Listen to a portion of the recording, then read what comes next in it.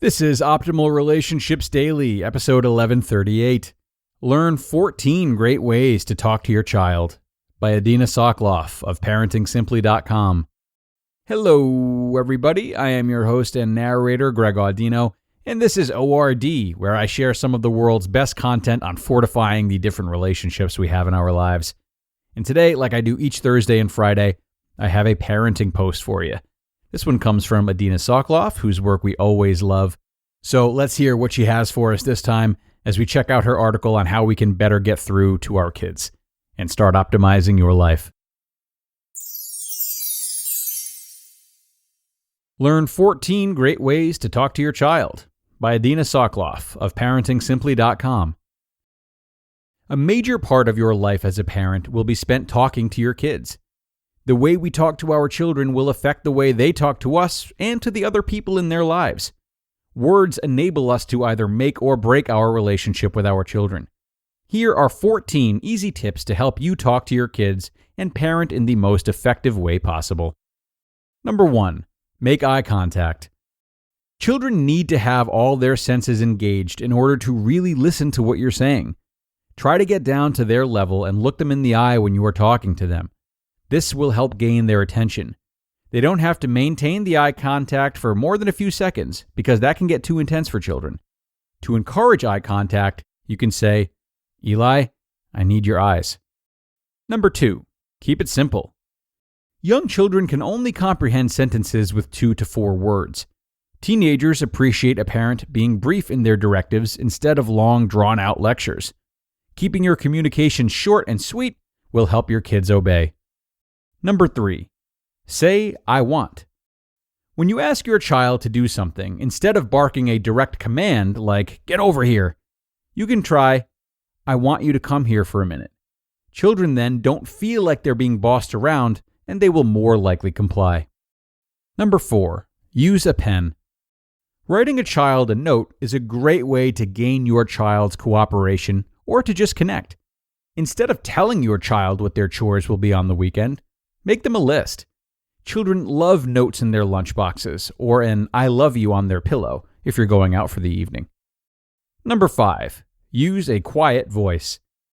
When your child is angry, don't go head-to-head with him. Try to keep your voice neutral.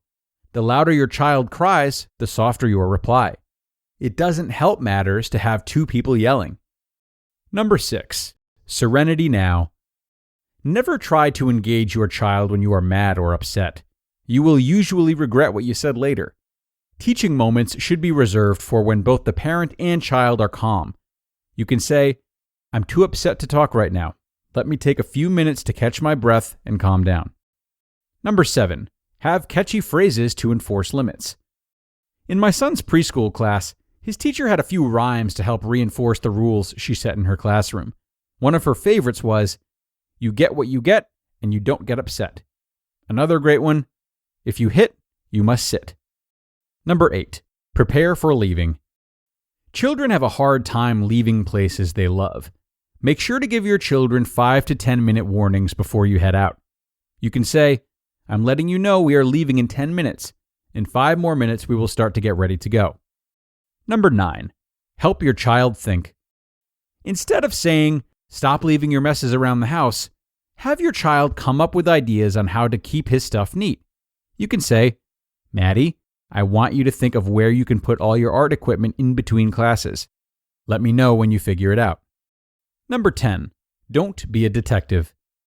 Don't ask questions like, "Who spilled all the juice on the floor and didn't clean it up?" Whodunit questions only lead to lying and accusations. Just describe the problem and ask for help. "Oh no, there's juice all over the floor. I need some help. We need a mop and some paper towels." You can tell the family later, "I don't know who spilled the juice and I don't care. That person needs to remember in the future to clean up after themselves." Number 11, ask the right questions. Many children have a hard time answering questions like, "What did you do in school today?" Instead, you can get specific and ask, "Did you color or paint today? Was today an art or a gym day?" These questions will help your child open up and talk. Number 12, give alternatives.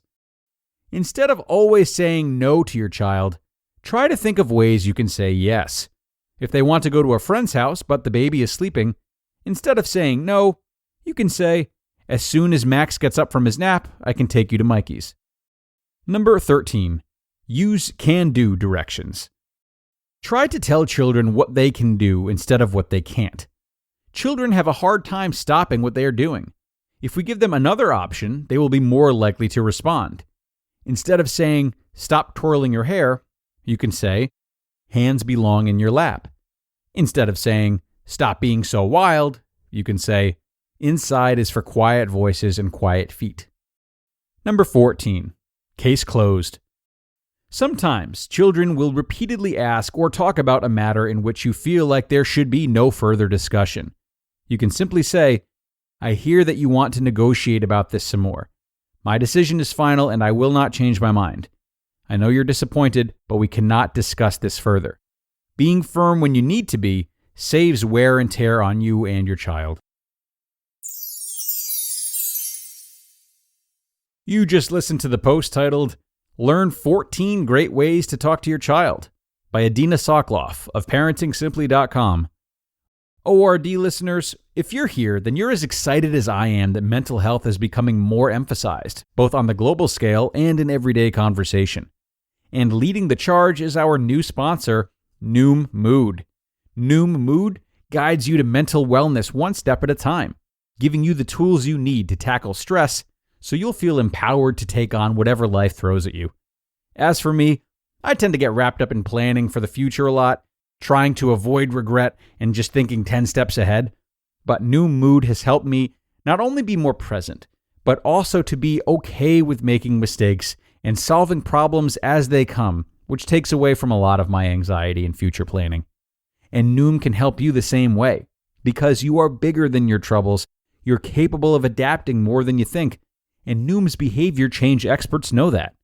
So, start to worry less and feel happier by using Noom just 10 minutes per day. Sign up for your trial at Noom.com/ORD. That's NOOM.com/ORD to start your trial today. And thanks a lot to Adina for some great suggestions today. 14, to be precise. An article like this, and I think a lot of her articles, really boil down to respecting the needs of the child. So often as parents, we rely on our sheer power and reputation to get us through. We control so much of our children's lives that it's easy to use that sense of control when arguing or trying to get through.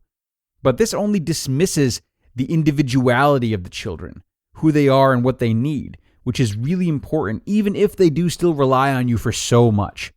So consider some of Adina's words today and have more mindful interactions with your children regardless of how old they are. That will bring us to the end though, everybody. Thanks so much for stopping in. And if you need to use these tricks on some of your fellow adults, so be it. Hope you took something from this one, and I hope you'll be back tomorrow as well for another parenting post. That's where your optimal life awaits.